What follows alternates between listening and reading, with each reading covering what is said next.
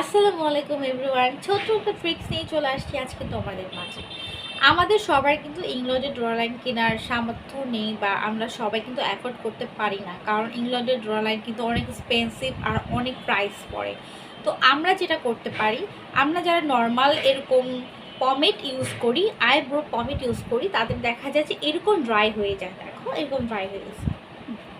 তো এরকম ড্রাই হয়ে গেলে আমরা এটাকে নর্মাল কিভাবে করব।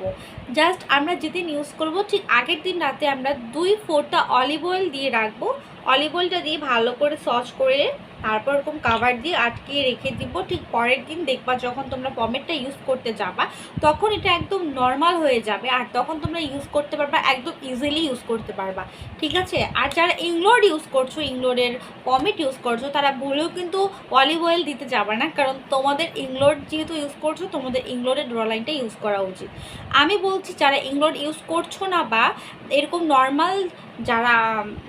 যারা এরকম পমেট ইউজ করছো, যেমন আই ম্যাজিকের আছে, টেকনিকের আছে, এরকম বিভিন্ন ধরনের ব্র্যান্ডের আছে, নর্মাল চাইনিজ ব্র্যান্ডগুলো, তারা কিন্তু ইংলোডের ড্র লাইনটা ইউজ না করলেও পারো। তোমরা অলিভ অয়েল 2 ফোঁটা ইউজ করলে কিন্তু পমেটটা একদম নর্মাল হয়ে যায়।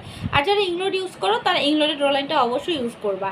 ঠিক আছে? আর যারা আমাকে ফার্স্ট দেখছো তারা আমার পেজে একটা লাইক দিয়ে যাবা। আর ছোট ট্রিক্সটা তোমাদের অনেক কাজে লাগবে আশা করি। এরকম নতুন নতুন ট্রিক্স পাওয়ার জন্য আমার পেজের সাথে থাকতে হবে। প্রতিদিন সবাই ভালো থেকো। আল্লাহ হাফেজ।